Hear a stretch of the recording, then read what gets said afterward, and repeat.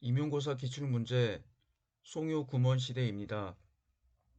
30일 기역 미음에 대한 설명으로 옳지 않은 것은 2009년에 출제된 문제입니다.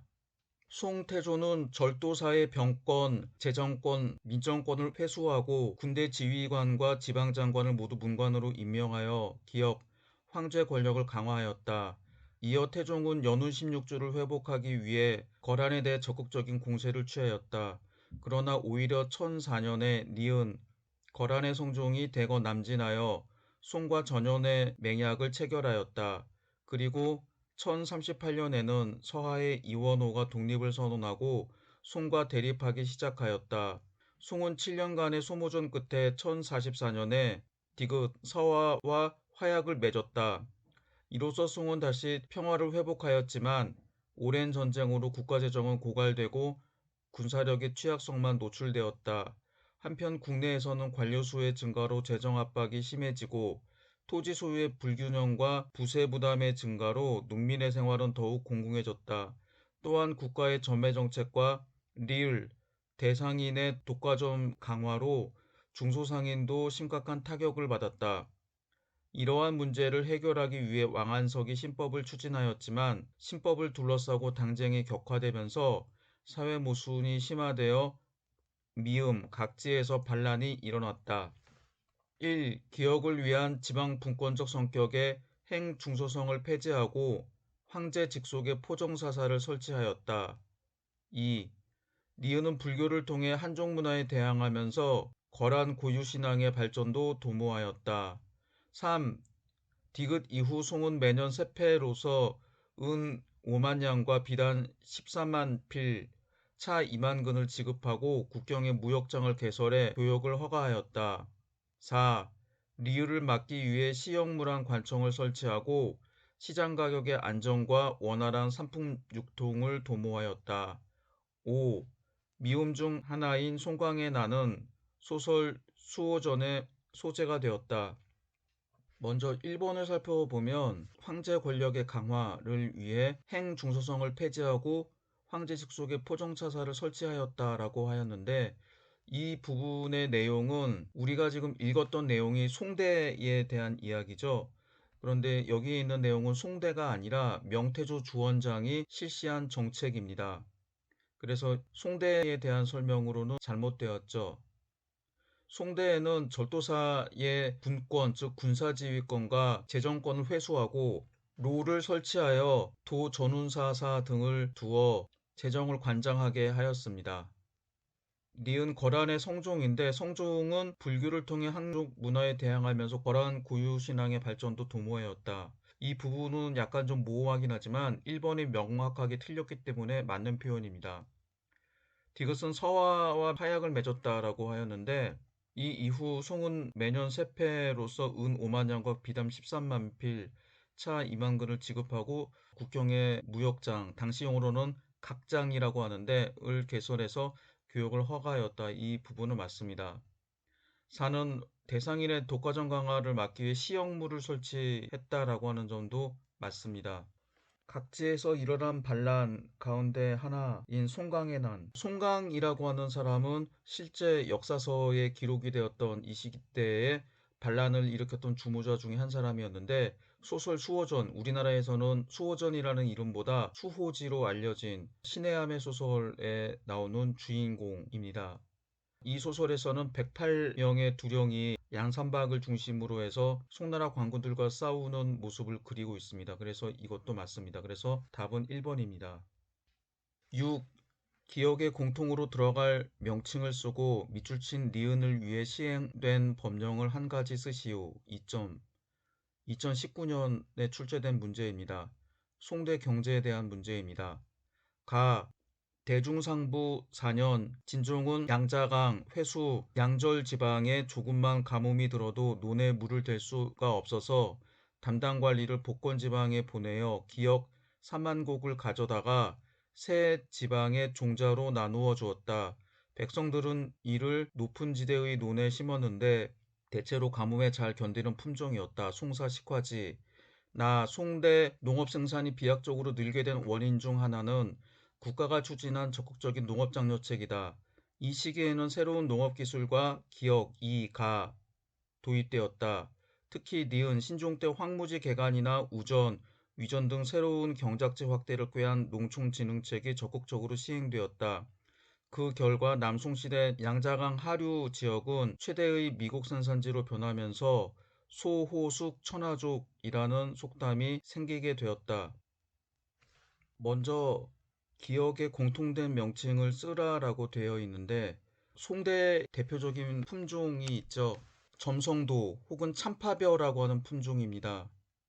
그래서 가와 나 기역에 공통적으로 들어가는 거는 점성도 즉 참파벼입니다. 그리고 니은, 신종 때 황무지 개간이나 우전, 위전 등 새로운 경작지 확대를 위해 실시한 농촌진흥책인데 이것은 신종 때 실시한 정책하면 왕안석의 신법을 여러분들이 기억을 해야 됩니다. 왕안석은 제치 3사 조례사를 만든 다음에 여러 가지 개혁 정책을 취했습니다. 농전수리법, 청묘법, 군수법, 보가법, 면역법, 시역법, 보마법, 방정법입니다. 이러한 법안을 합쳐서 신법, 즉 왕안석의 신법이라고 합니다. 이 가운데 황무지 개간이나 우전 위전 등 경작지 확대를 위한 방법은 농전수리법이라고 할 수 있겠습니다. 심화학습으로 가에 나온 사료 그리고 나에 해당하는 우전에 대한 사료를 여러분들한테 소개하도록 하겠습니다. 가, 대상상부 4년 조왈, 생략, 제2강회, 양절, 초한, 즉 수전, 부등, 견사, 취, 복권, 취, 점성도 3만곡, 분급 3로 위종, 택 민전 고 앙자 시지 개 한도야 내출 종법 명 전운사 개방시민 후 우종어 옥신전 제여 근신 동관 필예 우견 내시 지어 조당시 백관 도비중국자 수장이 무망 립차소 불택지 이생 앞에서 문제지에도 나왔습니다만 좀 더 추가한 부분인데 한번 번역문을 읽어보도록 하겠습니다. 대중상부 4년 서기로 1011년입니다. 진종은 강, 회, 양절 지방에 조금만 가뭄이 들면 논농사를 망치게 되므로 사자를 복권 지방에 보내 점성도 3만 가마를 얻어다가 세 지방의 종자로 나누어 주었다. 이를 높은 지대에 있는 논에 심게 하였는데 대략 가뭄에 잘 견디는 품종이었다. 또 그 경작법을 그림으로 그려서 전운사로 하여금 방으로 내걸어 백성들에게 알려주게 하였다. 그 후에는 황궁의 옥신전에서 점성도를 심으며 황제와 근신들이 함께 둘러보았으며 그것을 수확한 다음에는 내시에게 주어 관청에 있는 백관들에게 보이게 하였다. 점성도는 중국의 품종에 비하여 이삭이 길고 까끌하기가 없으며 나달이 조금 작고 어느 땅에서나 자랄 수 있었다. 그래서 이 부분은 점성도 즉 참파벼의 도입에 대한 내용입니다. 참파벼는 참파, 지금의 베트남 남부에 해당하는 참파, 참파를 중국에서는 점성이라고 불렀는데 참파 지역에서 도입한 벼입니다. 그래서 이 참파벼의 성격은 여기서 잘 보이는 것처럼 일단 가뭄에 잘 견디고 수확량이 많습니다. 그리고 평지가 아닌 높은 고지대에서도 잘 자라게 됩니다. 그래서 계단식 논이 많은 산간 지역에서도 이 참파벼는 잘 자라게 됩니다. 송대에 산지가 많았던 현재 강서성 지역에 참파벼가 도입되었습니다. 이 늘어난 생산량을 바탕으로 해서 강서성을 비롯한 지역에 있는 사람들이 자식들한테 과거 공부를 시킬 수 있었다라고 합니다. 그래서 강서성에서 당송 8대가 8사람이 있는데 이 가운데 한유와 유정원은 당대 사람이고 나머지 6명 중에서 3명이 바로 이 강서성 출신입니다. 구양수의 제자인 증공 그리고 왕한석입니다. 그래서 참파벼는 평지가 아닌 산지에서도 농사를 쉽게 지을 수 있게 했다고 합니다. 참파벼의 단점은 수확량은 많지만 맛이 없다는 점이죠. 일설에는 고려시대와 조선시대, 특히 조선시대에 들어와서 특히 산이 많았던 경상도 지역에 참파벼가 재배가 되어서 생산량이 많아지게 되었다고 합니다. 그래서 경상도 지역에서 성리학자들이 대거 배출된 배경이 바로 이 참파벼의 도입 때문이라고 합니다. 나번 우전 사료에 대해서 살펴보겠습니다. 강동 수향 제하양안이 전기중 위지우 농가 운우자 위야 내이위전 외이위수 개하고이 전반제 수하 연제통 두문 매문 소항이 개전 고유 풍년이 무수한 여자 율수현 남 일사소 등포당하 소주 지진 수행 12리 비견수지 곡절 상자지양 하지 당도 우하개통 대강 이포당하 지하 심리 소유 호왈 석구 광팔심리하 입호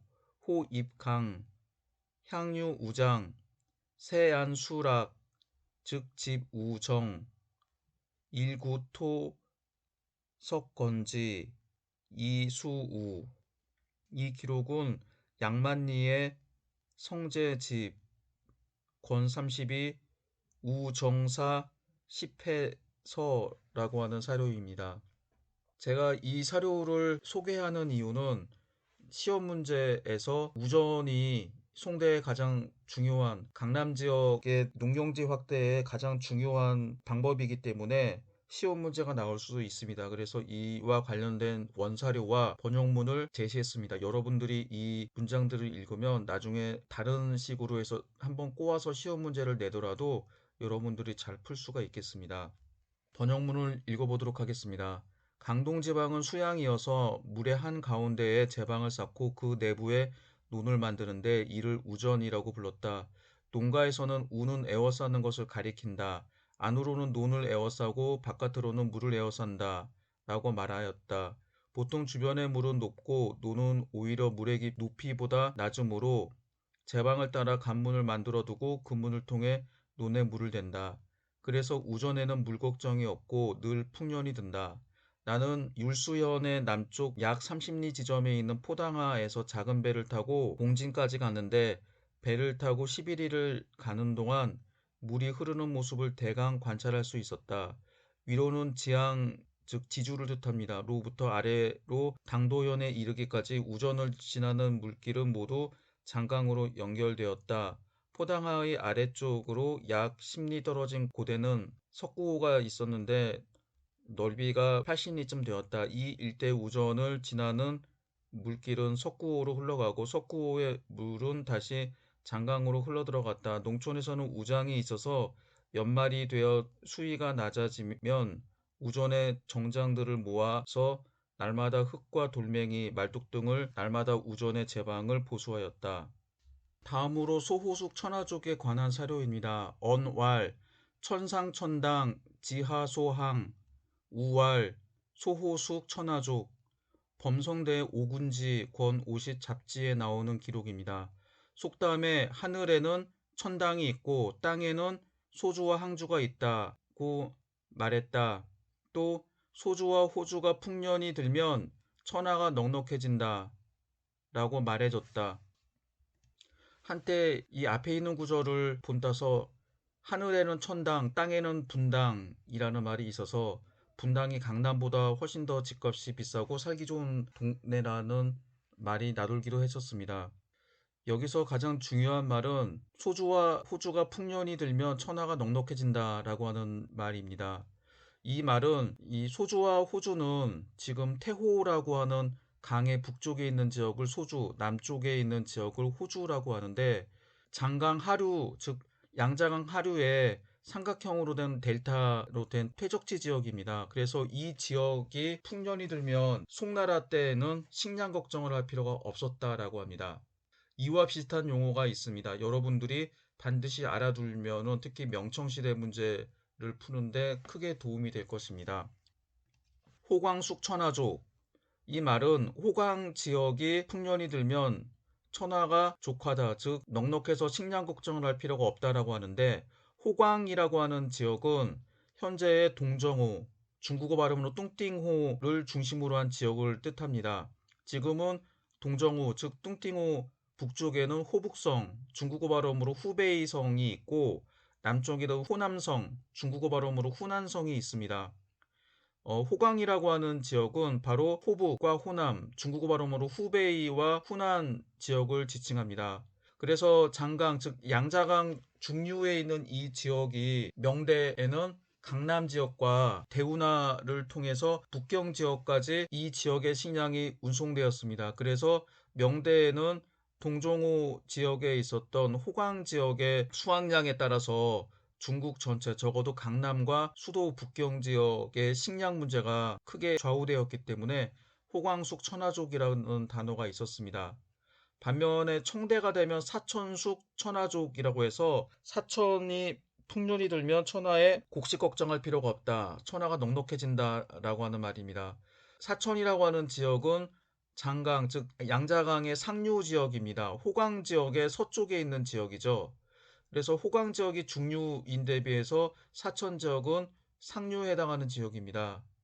이 지역은 지금도 넓은 평지가 많은 지역에서 육해라고 불릴 정도로 넓은 땅에 벼가 많이 재배가 된 지역입니다. 그래서 청대에는 이 사천에서 생산된 곡식이 장강, 즉 양자강을 따라서 강남 지역과 대운하를 통해서 수도 북경 지역까지 운송되었습니다. 그래서 사천 지역의 곡식의 풍흉, 즉 풍년이냐 흉년이냐에 따라서 강남 지역과 수도 북경까지 식량 문제에 큰 영향을 주었기 때문에 이런 용어가 생겨났습니다. 여기서 여러분들은 다시 한번 기억해 둘 필요가 있습니다. 소호숙 천하족, 송대 표현입니다. 호광숙 천하족, 명대 표현입니다. 사천숙 천하족, 청대의 사건입니다. 이 세 가지를 기억하시면 나중에 송대부터 명청시대 사회경제사와 관련된 문제를 푸는데 큰 도움이 될 것입니다. 다음 문제입니다. 역시 송대 경제에 대한 문제이죠. 28. 밑줄친 기역 리을에 대한 설명으로 옳은 것을 보기 위해서 고른 것은 2013. 조정이 고도에 있을 때 실로 니은 동남 지역의 제보에 의존하였는데 오중 지역이 또 동남의 근간이다. 디귿 소주, 상주가 풍년이 들면 천하가 풍족하다고 하였다. 천자가 리을 이만에 머무르고부터 행정, 재정, 군정 및 사방의 조세 운송, 역참, 군대 이동, 상인의 물류 이동이 이 길을 통한다. 천하의 열 가운데 아홉을 차지하니 그 광해된 바가 어찌 더욱 중요하지 않겠는가. 보기, 기역, 와자 또는 와사라 불리는 오락시설이 밀집된 구역이 여러 군데 있었다. 니은 일조편법을 통해 국가재정에 충당되었다. 디귿 우전 또는 위전이라 불리는 농지의 개간이 뒷받침되었다. 리을 청명상하도의 배경이 되는 도시다. 여기에서 가장 중요한 문제는 본문에서 묘사하고 있는 게 어느 시대인가를 맞히는 문제입니다. 이미 앞에서 기출문제를 풀어본 학생들은 바로 이것이 송대의 상황임을 알 수가 있습니다. 여기서 송대임을 알 수 있는 키워드는 몇 가지가 있습니다. 디귿에 나오는 소주, 상주가 풍년이 들면 천하가 풍족하다. 소호숙, 천하족. 원래는 상주 대신에 호주가 들어가야 됩니다만 소주가 들어있기 때문에 소주, 상주가 풍년이 들면 천하가 풍족하다. 제가 앞에서 소호숙, 천하족, 호광숙, 천하족, 사천숙, 천하족이라는 단어를 암기하면 좋다라고 했죠. 그래서 소호숙 천하족은 송대, 호광숙 천하족은 명대, 사천숙 천하족은 청대의 경제적 상황입니다. 그래서 여기에서 디귿에서 이게 송대의 상황임을 알 수가 있습니다. 그 다음에 천자가 이만에 머무르고부터라고 되어 있는데 이거는 이만이 수도가 되었다라고 하는 거죠. 이만이 수도가 되었던 시대는 남송 시대입니다.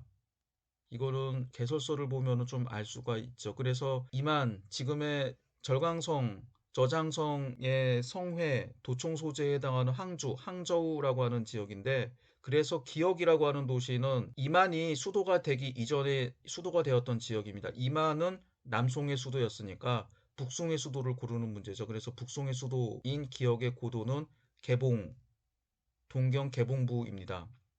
그래서 기역, 니은, 디귿, 리을에 해당하는 문제인데 기역 고도는 개봉, 송나라 북송의 수도 개봉, 니은 동남 지역은 강남 지역이죠. 장강 즉 양자강 하류에 있었던 강남 지역을 뜻합니다. 그래서 이 아까 말했던 대로 소호숙 천하족이라고 하는 소주와 호주를 비롯한 장강 하류의 델타 지역을 뜻합니다. 그래서 디귿 소주 항주가 풍년이 들면 천하가 풍족하다라고 하는 말도 마찬가지죠. 그 다음에 리을 이만이라고 하는 거는 남송의 수도입니다. 그래서 기역 와자 또는 와사라 불리는 오락시설이 밀집된 구역이 여러 군데 있었다. 이거는 맞는 표현입니다. 일조편법은 언제 실시되었죠? 명나라 중기죠. 본문은 송나라 시대를 다루고 있기 때문에 니은은 틀렸습니다. 우전 또는 위전이라 불리는 농지 개간이 뒷받침되었다. 우전과 위전은 송나라 시대 강남 지역에 있었던 토지 혹은 농지 개발 방법을 뜻한다고 했죠. 그래서 이것도 맞는 표현입니다. 청명상하도의 배경이 되는 도시. 청명상하도는 장택단이 청명절에 개봉 지역의 사람들의 풍속을 그린 그림입니다.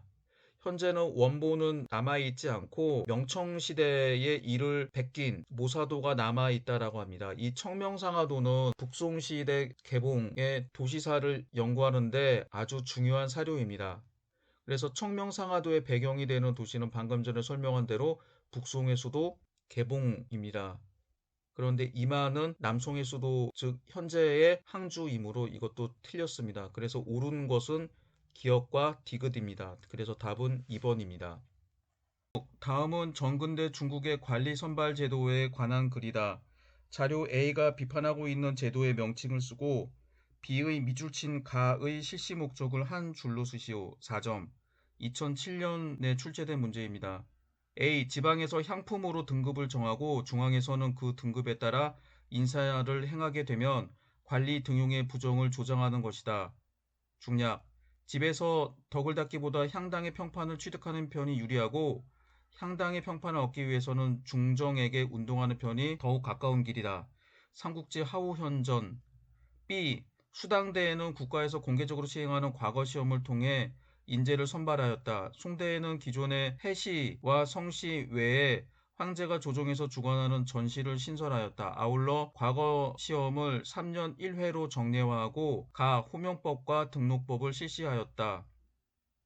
A가 비판하고 있는 제도, 원래 향품으로 등급을 정하는 제도가 무엇일까요?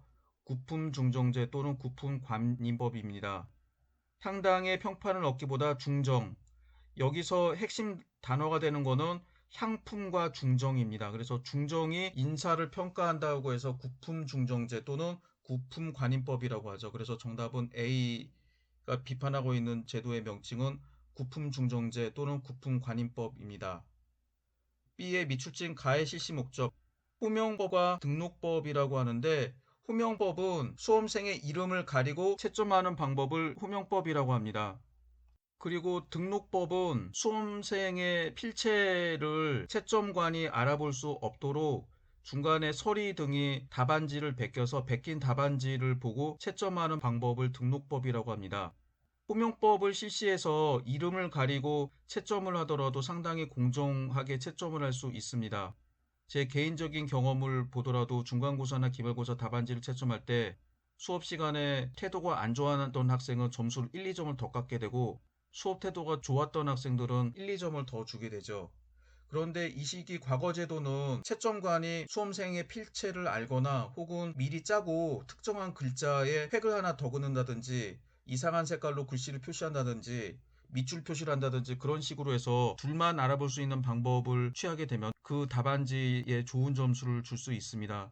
그래서 이를 막기 위해서 아예 답안지를 제3자가 베껴서 그 베낀 답안지로 채점하는 방법이 등록법입니다. 그래서 호명법과 등록법을 실시했던 이유는 채점관이 수험생에 대한 정보를 알지 못한 상황에서 공정하고 객관적으로 답안을 채점할 수 있도록 호명법과 등록법을 실시했습니다. 그래서 수험생의 인적사항을 알지 않고 객관적이고 중립적으로 채점하기 위해서, 그리고 과거 시험의 부정을 막기 위해서 실시한 제도가 답입니다.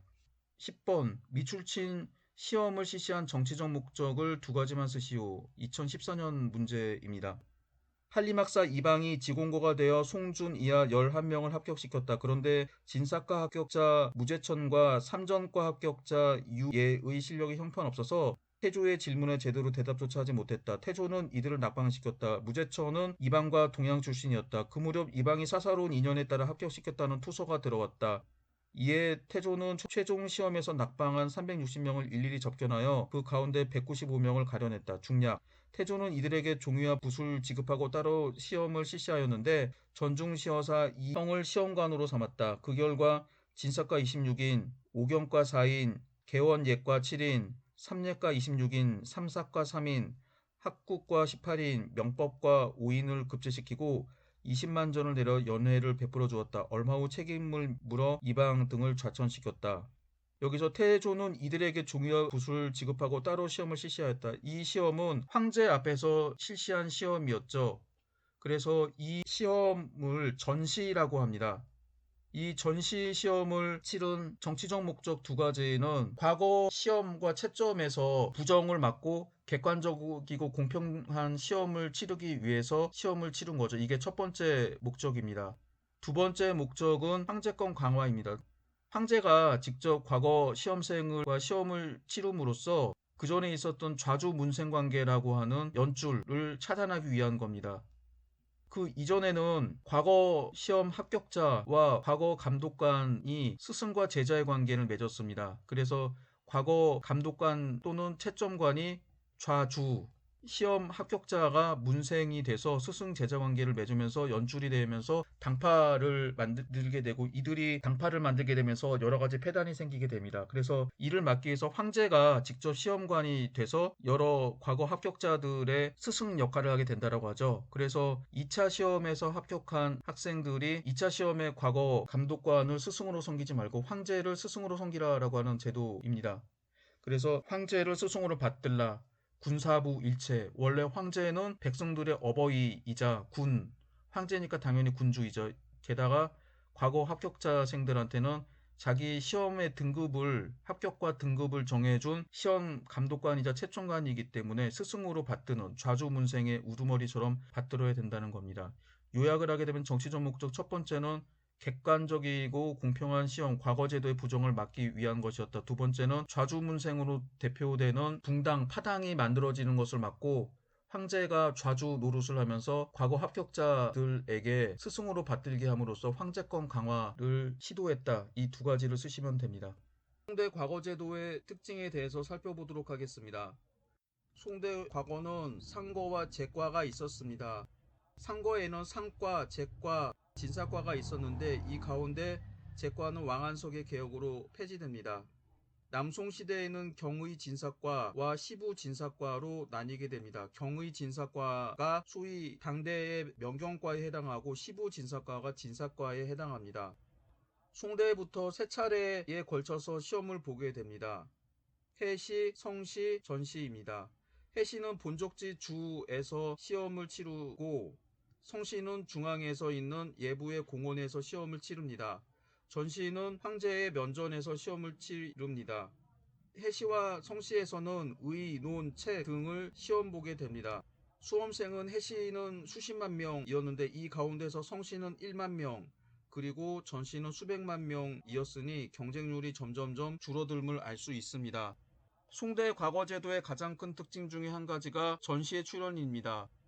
태조 개보 8년 즉 975년에 실시되었습니다. 개보 6년 즉 973년 성시의 부정사건이 발각되어 황제가 직접 시험 문제를 출제하고 성시의 재시험을 명령한 것이 전시 설치의 계기가 되었습니다. 개보 8년 즉 975년 전시가 제도화됩니다. 진종 시기에 친시 진사조제로 완성되어 청대까지 이어지게 됩니다. 원래 이 시험은 좌주문생 관계를 없애기 위해서 만들었다고 합니다. 좌주문생 관계는 두 번째 시험이었던 성시에 합격하게 되면 시험 감독관인 지공거와 수험생들 사이에서 시험 합격자들이 시험 감독관을 스승으로 받들면서 일종의 연줄이 만들어지게 되는데, 이런 연줄이 당파로 만들어지게 되고 서로 끌어주고 밀어주는 제도가 되면서 이를 막기 위해서 실시한 제도입니다. 그래서 황제가 직접 시험을 출제하고, 실제로는 아니겠지만 채점함으로써 황제를 스승으로 받들라고 하는 거죠. 그래서 소위 군사부 일체, 원래 황제는 군이고 유가 의례상에서는 백성들의 아버지이죠. 여기다가 시험에 합격한 과거 합격생들한테는 스승과 같은 존재로 만들려고 했던 게 전시의 가장 큰 특징이었습니다. 인종 가우 2년 즉 1075년 시험 탈락을 철폐하게 되면서 전시를 보는 사람들은 모두 합격이 되고, 성시 합격자들의 성적 순위를 결정하는 방법으로 관례화됩니다. 그래서 2차 시험인 성시에 합격하더라도 3차 시험인 전시에서 등수가 결정이 되고, 그 등수에 따라서 자기가 관직에 오르는 초임관의 품계가 결정이 됩니다. 그 다음에 호명법과 등록법이 실시되고 공건이 금절됩니다. 호명법은 답안지의 이름과 인적사항을 가리고 채점하는 방법을 호명법이라고 합니다. 사람들이 특정인의 글씨 필기체를 안다라고 하면은 그 사람한테 좋은 점수를 줄 수 있고 나쁜 점수를 줄 수 있습니다. 저도 개인적으로 중간고사나 기말고사 답안지를 채점할 때 이름을 가리지 않고 채점을 하게 되면 평소에 수업 태도가 좋았던 학생들한테는 한 1점이라도 더 주게 되고, 그렇지 않은 경우 1점이라도 더 깎게 되는 그런 것들이 있었습니다. 모 대학교에서는 본과생을 합격시키기 위해서 중간고사와 기말고사 답안지를 가져오라고 한 다음에 글씨체를 익혔다라고 하는 웃지 못할 일도 있습니다. 호명법은 원래 이름을 가리고 채점하는 방법인데, 이게 그나마 공정하긴 하지만 글씨체를 가지고 미리 필기체를 아는 사람에 대해서 합격을 시킬 수도 있고 불합격을 시킬 수 있기 때문에, 이를 막기 위해서 아예 서리들이 답안지를 그대로 작성한 다음에 채점하는 방식을 등록법이라고 합니다. 그래서 이 등록법을 실시하게 되면 글을 쓴 사람의 글씨체를 알 수 없고, 호명법에서 특정 글자에다가 미리 표시를 해놓고 이게 특정인임을 알고 채점하는 방법도 있는데, 이 방법 또한 없어지게 됩니다. 그러다 보니 등록법을 실시하게 되면은 시험이 상당히 객관적일 수 있습니다. 유명한 당송 8대가의 한 사람이었던 구양수가 지공거 즉 과거 감독관이 되어서 한 답안지를 채점을 하게 되는데, 아무리 봐도 자기 수제자 전공의 답안지인 것 같아서 답안이 엄청나게 잘 썼지만 자기 수제자를 장원으로 합격시키면 문제가 될 것 같아서 4등 5등 정도로 채점을 했다라고 합니다. 그런데 나중에 봤더니 자기 수제자였던 전공이 아니라 다른 사람이었다라고 합니다. 이 정도로 등록법은 특정인임을 가릴 수 없게 해서 채점할 때 공정한 채점이 됐다라고 합니다. 공건이라고 하는 거는 미리 시험 감독관이 될 수 있는 사람들한테 자기의 문학작품을 보내는 건데, 일종의 사전 선거운동이었기 때문에 이를 금지시켰습니다. 호명법 등록법의 실시와 공건 폐지는 기회균등 실력주의를 발휘하는 데 큰 역할을 하게 됩니다. 그리고 1066년부터 3년에 한 번 시험을 보는 제도로 바뀌게 됩니다. 이 제도는 상당히 중요한 게, 시험을 아무 때나 보게 되면은 수험생들이 준비할 시간이 없습니다. 예를 들어서 1차 각 지역에서 보는 해시를 보는 해를 정하고, 그 다음에 중앙에서 보는 시험인 성시를 보는 해를 정한다라고 하면, 시험 보는 해를 정하게 되면은 사람들이 미리 대비할 수 있습니다. 중국 같은 경우는 워낙 땅덩어리가 넓기 때문에 1차 시험, 지방에서 보는 해시에서 시험을 보고 합격자 발표를 한 지 일주일 만에 2차 시험을 본다라고 하면, 지금처럼 비행기와 철도, 자동차가 없는 상황에서는 시험을 볼 수가 없습니다. 그래서 시험 보는 해와 달을 대충 정하게 되면은 사람들이 1차 시험, 2차 시험, 3차 시험을 계획을 세워서 준비할 수 있게 됩니다. 수험생들한테는 계획을 세워서 준비할 수 있다고 하는 게 아주 중요하죠. 그리고 송나라 때에는 명경 등 여러 과목을 폐지하고 진사과로 단일화했습니다. 시험 과목을 경의 즉 경전해석, 시부, 논책 즉 논문 등 세 과목으로 나누어서 시험 봤습니다. 지역적 제약 없이 모든 지역의 응시자들이 자유롭게 시험 보도록 했습니다. 합격한 사람은 진사급제, 진사 출신, 동진사 출신 세 가지 명칭이 있었습니다. 남송시대 해시 합격률은 1%에서 0.5%, 국자감 태학의 합격률은 20%에서 25%, 지방의 별도시 합격생은 2%에서 5%였다라고 합니다.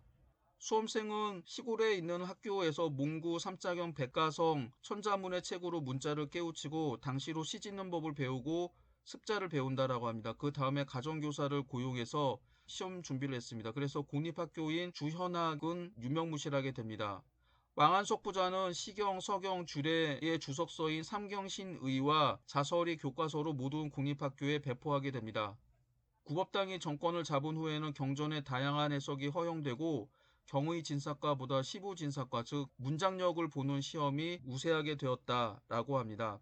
처음에는 호명법, 시험 보는 사람의 이름과 인적사항을 가리고 보는 시험, 그 다음에는 등록법, 아예 필기체도 볼 수 없도록 보는 시험 등등 이런 공평한 시험 제도가 있었고, 심지어는 명청시대에는 특정 지역 출신들의 합격을 막기 위해서 지역 할당들도 있었습니다. 지금 여러 학자들의 통계를 보게 되면은 당 후반기에는 자기 부모나 할아버지가 관리였던 사람들의 과거 합격자 비율은 23%입니다. 그런데 북송 전기에는 28.1%, 중기에는 25.1%, 말기에는 21.1%입니다. 서민 출신 가운데에서 서민이라고 하는 거는 아버지나 할아버지가 과거에 합격한 적이 없었던 사람들이 과거에 합격했던 비율을 보게 되면은 당 후반기 즉 756년에서 907년까지는 9.3%입니다. 그런데 북송 전기 즉 960년부터 1022년까지는 48.1%로 상승하게 되고, 중기인 1023년부터 85년까지는 68.9%로 상승합니다. 말기에는 77%로 더 상승하게 돼서 북송시대 때 평균적으로 서민 출신 아버지나 할아버지가 관리가 아니었던 사람들의 합격률이 66.3%, 즉 3분의 2 정도가 됩니다. 즉 흑수저가 과거에 합격해서 출세할 수 있는 이런 가능성이 북송시대에는 50%를 넘어서게 된다라고 하는 거죠. 반면에 아버지와 할아버지가 관리였던 사람이 과거에 합격했던 비율은 당나라 후기에는 90.7%였다가 북송 전기에는 51.9%, 중기에는 31.1%, 말기에는 23%로 떨어지게 됩니다. 그리고 재상이 되었던 사람들도 서민 출신들, 아버지나 할아버지가 관리가 아니었던 사람들은 당 후기에는 6.7%에서 북송 전기에는 37.5%, 중기에는 54.7%, 말기에는 62.5%이고 평균적으로 53.1%가 됩니다. 그래서 당나라 시대보다 송나라 시대에는 자기의 아버지나 할아버지가 별 볼 일 없다라고 하더라도 자기가 능력이 있으면 과거 시험을 통해서 합격해서 출세할 수 있는 기회가 보장이 됩니다. 다음 표를 보더라도 1148년 시험을 보게 되면은 중조, 조, 부 가운데 벼슬 경험이 있는 과거 합격자는 104명이었습니다. 그리고 증조는 벼슬하지 못하고 조, 부가 벼슬한 경우는 9명, 증조, 조는 벼슬하지 못하고 부가 벼슬한 경우는 24명, 3대 모두 벼슬하지 못한 경우는 153명으로서 46.4%를 차지했습니다. 이것을 보면 비율이 좀 높아지게 되는데, 그 다음에 1256년 시험에서는 3대 모두 벼슬하지 못한 합격자는 237명으로서 39.4%를 차지하게 됩니다. 이처럼 증조, 조, 부 모두 벼슬을 하지 못한 일반 평민들이 합격했던 합격률과 합격자 수는 점점점 증가하게 되고, 이들이 주로 시험을 봤던 거는 과거 시험을 통해서 전기에는 34.5%, 중기에는 76.2%, 말기에는 81.8%로 과거 시험을 통해서 서민 출신들이, 흑수저 출신들이 관리가 되어 출세할 수 있었습니다. 다음은 송진종의 권학문입니다. 부가 불용 매양전, 부잣집은 좋은 토지를 살 필요가 없다. 서중 자유 천종속, 책 안에 천종, 6천석에 해당합니다. 예 곡식이 있으니 안거 불용 가고당 편안히 살려면 높은 집을 지을 필요가 없다. 서중 자유 황금옥 책 안에 황금의 집이 있으니 출문 막한 무인수 문을 나서며 수행원이 없다고 한탄하지 마라. 서중 거마 다여족 책 안에 거마가 대나무처럼 많으니 취처 막한 무양매 장가들 때 좋은 중매가 없다고 한탄하지 말라. 서중 유여안 여옥 책 안에 얼굴이 옷 같은 미인이 있으니 남아 욕수 평생지 남아가 평생의 뜻을 이루고자 하면 유경 근향 창 전도 부지런히 창 앞에 앉아 육경을 읽어라. 저는 중학교 때 국어교과서에서 이 문장의 번역문을 본 적이 있습니다. 국어학 박사 이희승 선생이 열심히 공부하라고 해서 이 송진종의 권학문의 일부를 인용을 했는데 진짜 너무나 노골적이죠? 부자가 되고 싶거나 좋은 집에 살거나 예쁜 여성과 결혼하거나 이런 걸 하려고 하면 과거 시험에 합격해야 된다라고 합니다. 송진종이 이렇게 노골적으로 과거 시험을 준비하기 위해서 육경을 비롯한 책을 읽으라고 했는데 실제로 과거 시험에 합격해서 탐관오리 짓을 해서 부를 축적한 사람들이 있었기 때문에 송진종이 이런 식으로 노골적으로 글을 쓰지 않더라도 중국 사람들은 과거 시험을 보기 위해 열심히 준비했습니다. 다음은 정보광조의 개념을 묻는 문제입니다. 15. 정보광조에 대한 다음의 글을 읽고 물음에 답하시오. 총 4점. 2002년에 출제된 문제입니다. 정보광조란 북아시아 민족이 한 민족의 일부 또는 전체를 무력으로 정복하여 세운 왕조를 일컫는 말로 비트포겔이 중국 사회사 요에서 중국 왕조를 전형적인 왕조와 정보광조로 구분하여 사용한 후 일반화되었다. 그는 요의 정치, 사회, 문화 전반에 걸친 특성을 밝히고 이후 일어난 정보광조에도 유사한 여러 경향이 있음을 지적하였다. 비판의 여지가 있기는 하지만 그는 종래 한 민족 중심의 역사관에서 탈피하여 문화 변형론을 가지고 요, 금, 원, 청을 설명함으로써 중국사 이해에 새로운 문제를 제기하였다. 15-1 위글에 나오는 문화 변형론의 개념을 설명하시오. 2점. 15-2 최초의 정보광조인 요의 중국집의 특징을 행정체제와 문화면에서 각각 60자 내외로 기술하시오. 2점. 행정체제면, 문화면. 이 문제는 상당히 어려운 문제입니다. 지금은 좀 다르지만 이전에는 서울대 동양사학과에서 펴낸 강자중국사라고 하는 책에서 시험 문제가 이 문제를 비롯해서 세네 차례 출제되었습니다. 그래서 한때 임용고사를 공부했던 여러분들의 선배들은 개설서뿐만 아니라 강자중국사도 열심히 읽었다라고 합니다. 그래서 여기 나오는 내용들은 여러분들이 개설서에서는 웬만하면 찾아볼 수 없는 그런 내용이고 강자중국사에 있는 내용을 그대로 설명하도록 하겠습니다. 15-1 윗글에 나오는 문화 변형론의 개념을 설명하시오. 2점. 먼저 답을 소개하면 중국을 지배한 이민족들이 중국 문화에 동화되었다라고 하는 흡수론, 한화론을 부정하고 정보광조 시대에 중국의 문화와 이민족의 문화가 서로 만나 문화접변, 영어로 어컬츄레이션이라고 하는데 을 통해 제3의 문화를 만들었다라고 하는 주장입니다. 헤겔의 변증법에 따르면 정반합, 즉 제3의 문화를 만들었던 정, 즉 유목민의 문화와 반, 중국의 문화가 합쳐져서 합, 제3의 문화를 만들었다라고 하는 거죠. 여기서 비트포겔이라고도 하고 위트포겔이라고 하는데 얘 주장에 대해서 살펴보도록 하겠습니다. 크게 한 세 가지가 되는데 본문에도 잠깐 나온 내용이죠. 첫 번째, 중국의 이민족 왕조를 잠입왕조 또는 침투왕조와 정복왕조로 나누었습니다. 두 번째, 중국사 전체를 전형적인 중국 왕조, 이거는 다른 말로 하면은 중국인이 세웠던 왕조로서 한인 왕조 또는 한족 왕조라고 합니다. 와 정복 왕조, 즉 이민족이 세웠던 정복 왕조의 시기로 나누었다라고 합니다.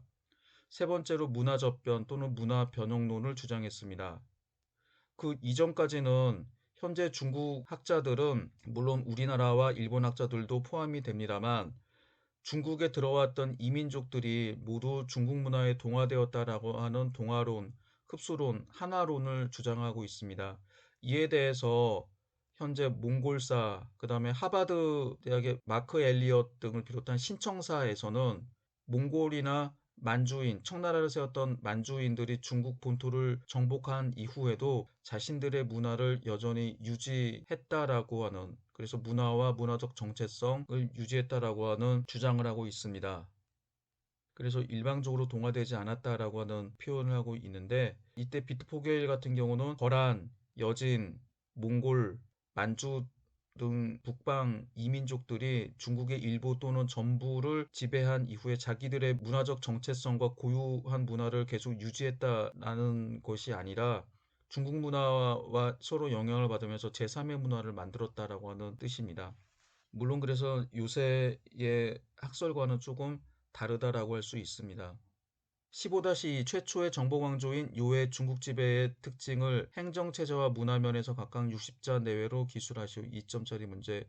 행정체제면 거란, 해 등 유목민을 관장하는 북면관과 한인, 중국인과 바레인을 다루는 남면관으로 나누어서 유목민과 정주농경민을 분리하여 통치하는 호환분치를 시행하였다라고 하는 게 행정체제면에서의 특징입니다.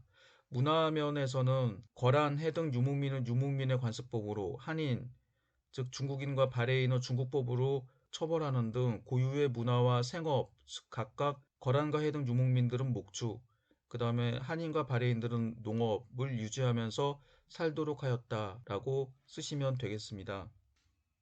다음은 원대 경제 재정에 관한 문제입니다. 5.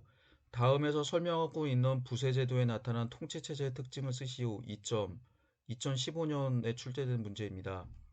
기취여 내군자 왈 정세 왈 지세 중략 취여 강남자 왈 추세 왈 하세 중략 정세 지세지법 자 태종시행지 중략 정세 소이 지세 다자 납 지세 지세 소이 정세 다자 납 정세 중략 추세 하세지법 해구 강남 초 세조 평송시 제 강동 절서 기여 독징 추세 이이 중략 성종 원정 2년 시정 징 강남 하세지제. 여기 나오는 한문을 해석을 해야 먼저 이 문장을 해석을 할 수가 있습니다. 원문은 방금 전에 읽었으니까 제가 이 문장을 번역해 보겠습니다. 원나라가 백성을 취하는 방법은 대개 당의 제도를 본받았다. 내군에서 취하는 것은 정세지세라고 하는데 이런 당의 조용조를 본받은 것이다. 여기 나오는 원문은 생략된 부분들도 일부 취했습니다. 강남에서 취한 조세는 추세 하세라고 하는데 이는 당의 양세를 본받은 것이다. 정세지세법은 태종 즉 우구데이 카한입니다. 때부터 처음으로 행하였다. 중략 정세가 적고 지세가 많으면 지세를 내도록 하고 지세가 적고 정세가 많으면 정세를 납부하도록 한다. 중략 추세 하세의 법은 강남에서 행하였다. 처음에 세조 즉 쿠빌라이 칸이 송나라를 평정했을 때 강동 즉 강남동로 절서 양절 서로를 제외하고 그 나머지는 오직 추세만 징수했을 뿐이다. 중략 성종 원정 2년 즉 1296년 처음으로 강남에 하세를 부과하는 제도를 정하였다. 이 문장의 출처는 원사권 93 식화지에 있는 내용입니다.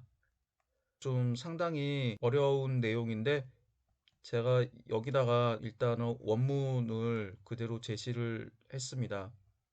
앞에서 원문을 중요한 부분은 여러분들한테 읽고 번역을 해드렸으니까 이 문장을 다시 기억을 하시기 바랍니다. 여기서 번역문을 읽어보면 이제 무슨 얘기인지 알 수 있겠죠. 원래 원나라가 지배하고 있었던 화북지방에서는 정세와 지세가 있었고 강남 즉 남송 지역에는 추세와 하세 즉 양세법이 실시됐습니다. 그래서 화북지방에는 조용조, 당나라의 조용조와 유사한 세법, 강남 지역 즉 남송의 영토에는 양세법과 유사한 이런 세법이 존재하고 있었죠. 그래서 원나라는 아마도 화북 지역에서는 정세와 지세를 징수하게 되는데 이 가운데에서 둘 다 걷는 게 아니라 세금의 양이 많은 쪽, 그래서 정세가 적고 지세가 많으면 지세를 내고 지세가 적고 정세가 많으면 정세를 낸다라고 해서 둘 중에서 많은 한쪽만 내게 했습니다. 반면에 이제 강남 지역에서는 양세법에 따라서 1년에 2차례 세금을 걷었다라고 하는 거죠. 그래서 여기서 알 수 있는 통치체제의 특징은 중국 전체를 하나의 세금 징수 방법으로 세금을 징수했던 게 아니라 화북지방, 옛 금나라 땅이었던 화북지방에서는 당나라의 조용조에 해당하는 세법, 즉 정세와 지세를 징수하였고, 남송의 영토에 해당하는 강남 남방 지역에서는 당나라의 양세법과 유사한 법으로 세금을 징수했었습니다. 그래서 여기서 알 수 있는 거는 원나라를 세웠던 몽골인들은 중국 본토를 하나의 지역으로 본 게 아니라 화북지방과 강남지방으로 두 개의 지역으로 나누었고, 그래서 두 개의 지역에 맞는 경제체제 그리고 여기에 수반한 세금 징수 제도를 각각 운용했습니다. 그래서 중국 본토를 각각 북방과 남방으로 따로 나누어서 거기에 맞게 세금을 징수했던 이런 제도는 현재는 번역이 되어 있는 집사라고 하는 책에서도 알 수가 있습니다. 집사를 보게 되면은 중국 북방 지역, 화북 지역을 키타이라고 부르고 남방 지역을 만지라고 부릅니다. 키타이는 본래 키탄, 즉 거란을 지칭하는 용어였는데 원래는 거란이 살던 지역을 키타이라고 불렀죠. 그러다가 여진이 세웠던 금나라가 거란을 정복하고 그 이후 북송을 멸망시키면서 회수와 진령산맥 이북 지역을 차지하게 되면서 금나라가 통치하는 지역을 몽골 사람들은 키타이라고 부르게 됩니다. 그래서 그 가운데서 특히 북방 지역을 키타이라고 불렀습니다.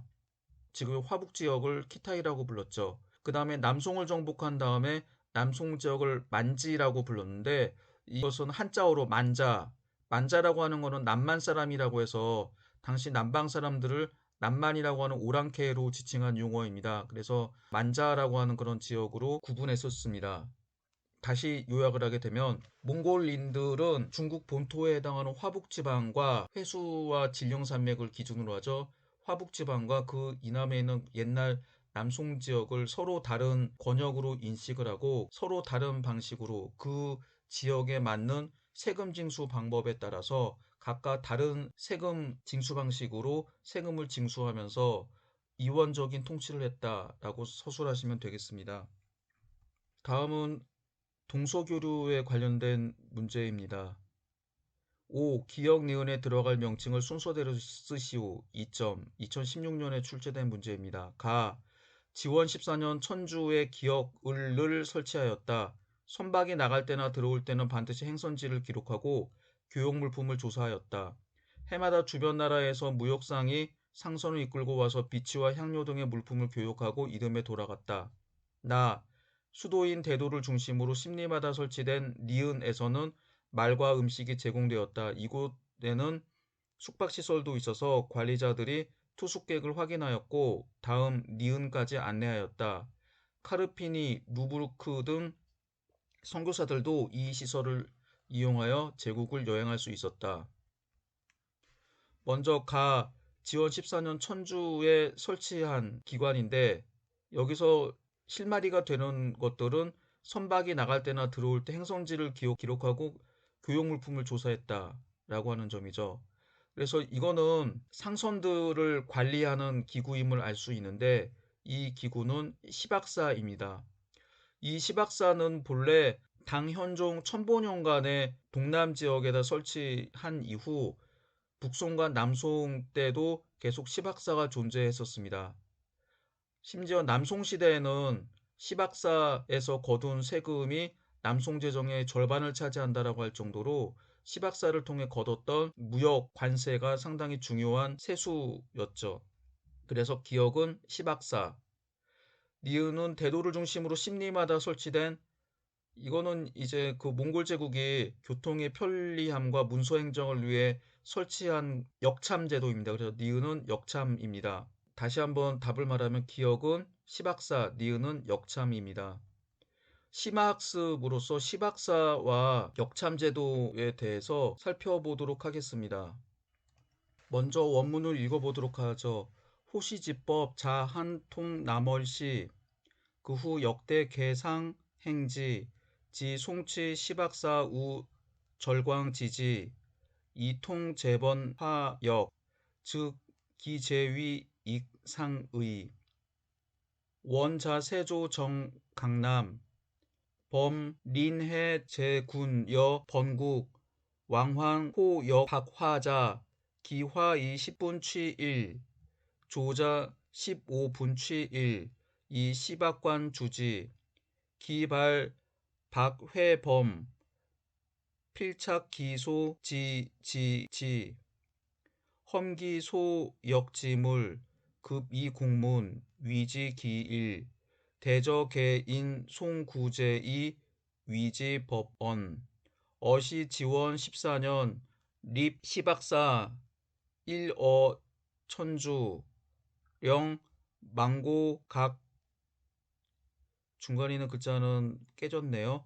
영지 입 시박사 3억 경원 상해 간포 령 복권 안무사 양발 독지 매세 초집 박상 번방 박역 주치 향화 등물 급차년 회범 의례 추해 연후 청기 화매 원사권 94 식화지 이 시박조에 있는 기록입니다.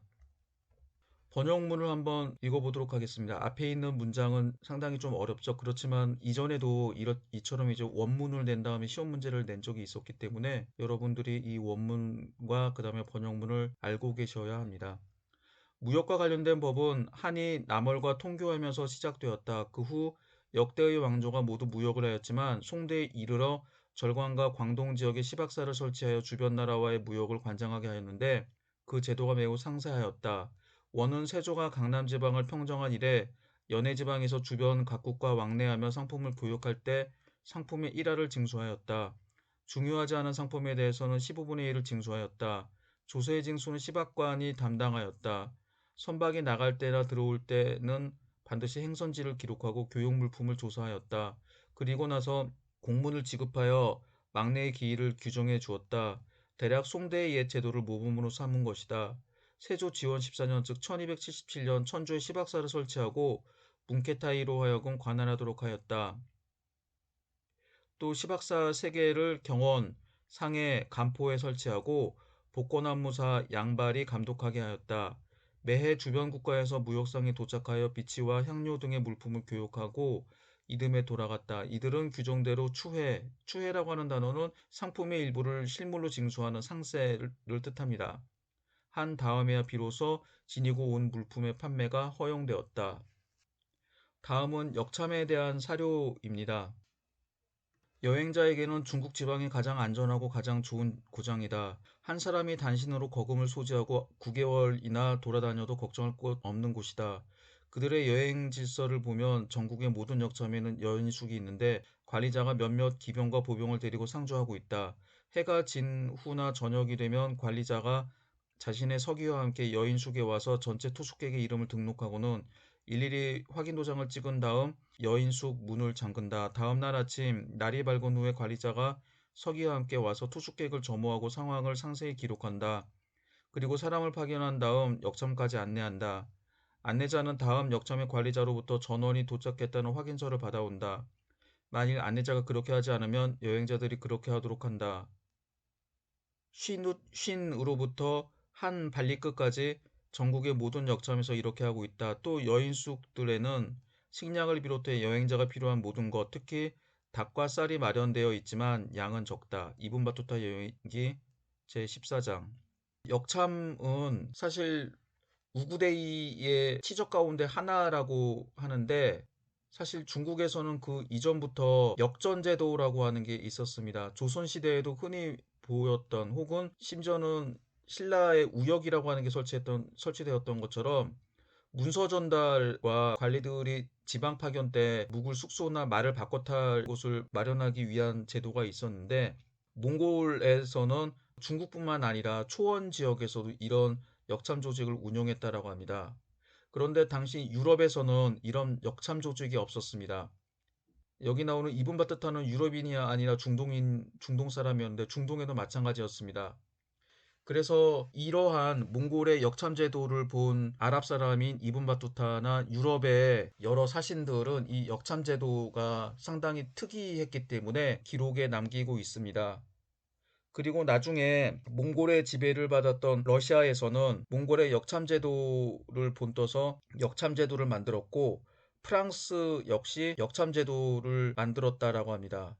그래서 각각 왕들이 통치하는 수도와 각 지방을 잇는 교통로에 역참을 두었다라고 하죠.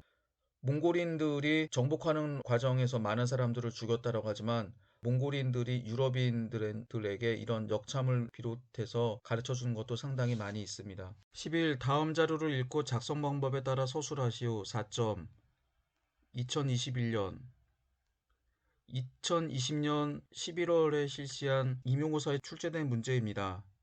가 우리 일행은 실크로드를 거쳐 상뚜에서 쿠빌라이를 만났고, 쿠빌라이를 따라 캄발룩에 도착했다. 중략.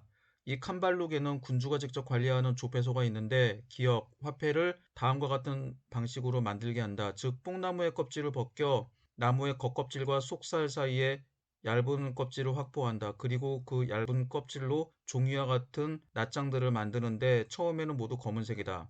마르코폴로 동방견문록.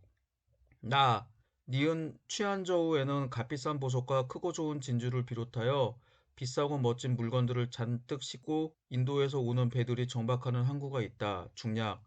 데칸은 이 항구와 이 도시에서 엄청나게 많은 이득을 얻는데, 보석과 진주는 물론 인도에서 들어오는 배에 실린 모든 물건의 10%, 즉 물건 10개 가운데 하나를 받는 것과 같기 때문이다. 중략. 우리 일행은 취안저우를 떠나 바닷길로 귀국길에 올랐다. 마르코폴로 동방견문록.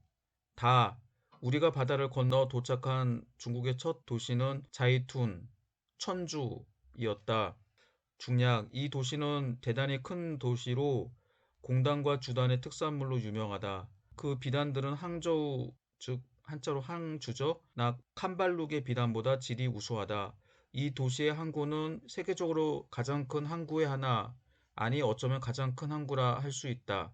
이븐 바투타 여행기. 문제를 읽어볼까요? 작성 방법.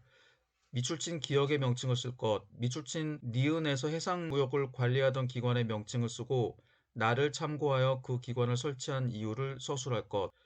다를 참고하여 동서 교류 역사에 나타난 교육로 비중의 변화를 서술할 것. 기역은 가에 나오는 화폐입니다. 여기서 이 문제를 풀 때 어떤 문제이건 간에 이게 어떤 시대, 어떤 지역에서 있었던 일인가라고 하는 것을 알아야죠. 가번에서 상뚜, 쿠빌라이라고 하는 단어가 있습니다. 상뚜, 쿠빌라이, 캄발룩. 여러분들이 원나라 세조, 홀필렬, 고려사에는 홀필렬이라고 기록이 되어 있죠. 이 쿠빌라이라고 하는 사람이 원나라 때 사람이라고 하는 것을 알면은 이 문제가 원나라와 관련된 문제임을 알 수 있습니다. 그래서 원나라의 화폐를 맞추는 문제입니다. 물론 중국 역대 왕조에선 각각 동전들을 발행하게 되는데, 그래서 동전의 명칭을 맞추라는 문제는 아닙니다. 송나라 이후에 동전 교환증, 이를 지폐, 수표, 어음, 이 세 가지 중에 뭐라고 말을 해도 뭐 상관없겠습니다. 정확한 말로는 금속화폐를 교환하는 교환증을 발행하게 되는데, 물론 당나라 때 비전, 북송시대 때 교자, 남송시대 때 회자, 원나라 때 교초라고 하는 화폐 또는 화폐 교환증이 있었습니다. 가에 해당하는 시대는 원나라 때이므로 기역 화폐는 교초입니다. 그런데 2020년에 임용고사 시험을 봤던 한 학생한테 질문을 받았는데, 선생님 혹시 보초라고 써도 답이 맞나요? 라고 질문을 하더군요. 그래서 그 학생한테 이야기를 했습니다. 지금 보시는 사진처럼 실물을 보게 되면은 여기에서는 지원 통행 보초라고 되어 있습니다. 지원 연간에 통행된 보초라고 하는 뜻인데, 우리가 일반적으로 교초라고 말하지만 당시 실제로는 보초라고 쓰여져 있었습니다. 그래서 교초뿐만 아니라 보초도 정답입니다. 그러나 출제자가 교초뿐만 아니라 보초도 정답으로 정해줄지는 알 수 없었기 때문에, 출제자가 이 사실을 제대로 안다라고 하면 보초도 정답으로 해줄 것이다. 그러나 그렇지 못하다고 하면은 틀린 답으로도 할 수 있을 것이다 라고 말해 주었습니다. 원래 교초의 원문에는 보초라고 되어 있었기 때문에 보초도 정답이 되어야 됩니다. 니은에서 해상무역을 관리하던 기관, 앞에서도 이미 시험 문제가 출제가 된 적이 있었죠. 해상무역을 관리하던 기관은 시박사입니다. 그래서 정답은 시박사. 나를 참고하여 그 기관을 설치한 이유를 서술할 것.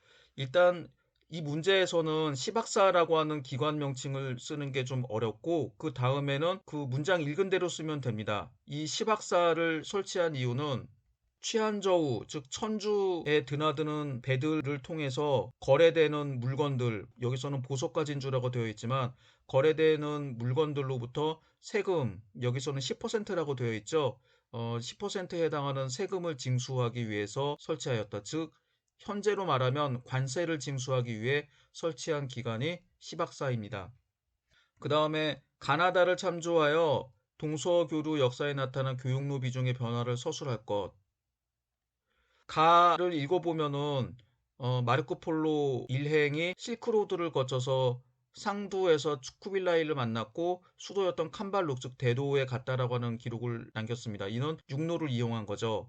그리고 나번과 다번에 있는 내용은 모두 바닷길을 이용해 배를 타고 취안저우 또는 자이툰, 한자로는 천주라고 불리는 그 도시에 갔다라고 하는 것을 알 수가 있습니다.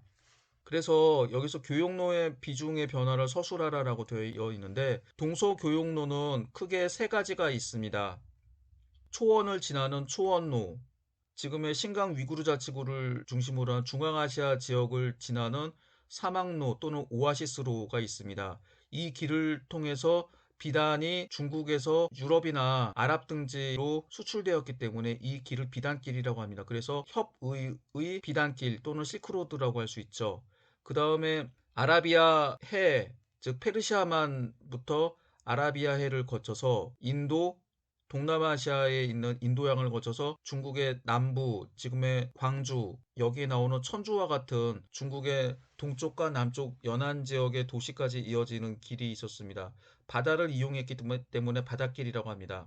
그래서 여기서 동서교류의 역사에 나타난 교육로 비중을 서술하는 문제는 육로인 비단길, 즉 오아시스로 사막로 또는 초원의 길이 주로 사용되다가 당 후기 이후부터 바닷길의 비중이 점차 높아졌고, 남송시대와 원나라 때에는 바닷길을 통한 교역이 활발해졌다.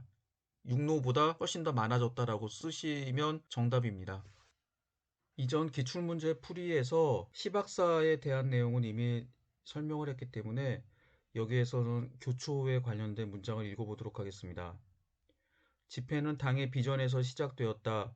송의 교자와 회자, 금의 교초는 모두 물품이 부모, 집회가 자식이 되어 부모 자식이 서로 균형을 이뤄 통용되도록 하였다. 주례에 나오는 어음제도와 동일한 것이다. 몽골 제국은 초기에 당, 송, 금의 제도를 모방하여 집회를 통용시켰으나 기록이 없어 상세한 내용은 알 수 없다. 세조 중통원년 1260년입니다. 비로소 비단본위제의 교초를 만들어 은 50냥을 교초 1000냥과 통용시키도록 하였다. 다른 물품의 가격은 비단을 기준으로 삼았다. 이해 10월 다시 지폐인 중통원보를 발행하여 각 지방에 통용시켰다. 그 1관을 교초의 1냥과 같게 하고 2관은 백은 1냥과 같도록 하였다. 또 비단의 글씨를 써서 중통은화를 만들어 그 1량은 백은 1량과 같도록 하였다. 하지만 중통원본은 통용되지 않았다. 이글은 소천작의 원문유에 나오는 초법이라는 글에서 따왔습니다. 그래서 이 문장도 기억하시기 바랍니다. 이 문장 첫 번째 줄에서 앞에서 설명한 대로 당나라의 비전, 송나라의 교자와 회자, 금나라의 교초, 그리고 원나라의 교초가 있었다라고 하는 점을 여러분들이 기억하시면 앞으로 시험 문제에 또 출제하더라도 잘 풀 수 있을 것입니다. 후, 가 많은 동서교육로를 이용한 여행이다. 이 중에 왕복 여정 모두 바닷길과 관련이 없는 것은 2009년 문제입니다. 가, 로마의 황제 안토니우스가 소아시아를 정복한 뒤 파견했다는 사신이 166년에 후한의 수도인 러양을 찾아와 황제에게 상하, 서가, 대모를 바쳤다. 프랑스 왕 루이 9세의 명을 받은 루브르군 1254년 몽골 제국의 수도 카라코rum을 방문하고 뭉케칸을 만난 뒤 귀국하여 당시 몽골의 정세와 지리, 풍속, 언어, 종교 등을 자세히 기록한 루브르 여행기를 남겼다. 신라의 승려 해초는 인도에 가서 10년 동안 불교 성지를 순례하고 오천축국을 방문한 뒤 당나라로 가서 역경 사업에 힘쓰면서 727년에 여행기로 왕오천축국전을 남겼다. 동진의 승려 버편은 399년에 인도로 가서 불교 유적을 둘러보고 날란다에서 불경을 구한 뒤 13년 만에 귀국하여 현존하는 가장 오래된 인도 여행기인 불국기를 남겼다. 예수회 소속의 마테오 리치는 1601년부터 10년간 베이징에 머물면서 천주 실의와 기하 원본 등을 출간하고 서양의 천문학, 역법, 지리학 등을 소개하였다. 이 문제에서 표현이 잘못된 게 모두 바닷길과 관련이 없는 것은이라고 되어 있는 거는 한 번이라도 바닷길과 관련돼 있는 것이 아니라 왕복 루트 모두 육로로만 되어 있는 것을 고르라고 하는 문제입니다. 그래서 가번 로마 황제 안토니우스가 후한에 파견했다라고 하는 사신들은 왕복 모두 바닷길을 이용했습니다. 프랑스 왕 루이 9세 명령을 받은 루브르기 1254년 몽골 제국 수도 카라코룸을 방문했는데 몽골의 수도 카라코룸은 현재는 티베트 불교의 사원이 들어선 지역인데 육로죠. 육로니까 당연히 배 타고 갈 수가 없습니다. 그래서 루브르군 모두 육로를 통해서 프랑스에서 몽골까지 오가게 됩니다. 해초 스님은 인도로 갈 때 바닷길로 중국의 남부에 있는 광주를 출발해서 인도로 왔습니다. 그리고 인도를 돌아본 후 육로를 통해서 인도에서 중앙아시아를 거쳐서 중국까지 이어지는 비단길을 이용해서 당나라 수도 장안에 들어오게 됩니다. 그 사이에 중앙아시아에 있는 안서도호부를 들리게 되는데 해초 스님이 귀국했을 전후에 당시 안서도호부는 고구려 유민인 고손지 장군이었을 것으로 추정이 됩니다. 그래서 해초 스님이 중국에서 인도로 갈 때는 바닷길, 그리고 인도에서 중국으로 돌아올 때는 육로, 즉 협의의 비단길을 이용했습니다. 버편은 서진의 수도 장안을 출발하게 됩니다. 그래서 인도에 갔다가 돌아올 때에는 광주, 현재의 중국의 광둥성의 성회인 광저우, 한자 발음으로 광주라고 하는 지역에 오려고 했습니다. 그런데 태풍을 만나서 광주보다도 훨씬 더 먼 지금의 청도 지역으로 일종의 조난하게 되죠. 그래서 갈 때는 육로, 올 때는 해로입니다. 마테오 리치가 청초에 청나라의 수도 북경, 즉 베이징에 머물렀다라고 하는데 이때는 지리상의 발견, 대항해 시대 이후로 아직 수에즈 운하가 만들어지지 않았기 때문에 아프리카를 돌아서 인도양을 거쳐서 중국으로 가는 길을 통해서 마테오 리치를 비롯한 예수의 선교사들이 활동하게 됩니다. 그래서 갈 때 올 때 모두 바닷길을 이용했습니다. 다시 정리해 보겠습니다. 가번은 갈 때 올 때 모두 바닷길, 나번은 갈 때 올 때 모두 육로, 다번은 갈 때는 육로, 올 때는 해로, 라번도 갈 때는 육로, 올 때는 해로, 마번은 갈 때 올 때 모두 해로, 즉 바닷길입니다. 그래서 한 번이라도 바닷길에 걸리지 않은 거는 나번, 루브르의 여행이죠. 그래서 정답은 2번입니다.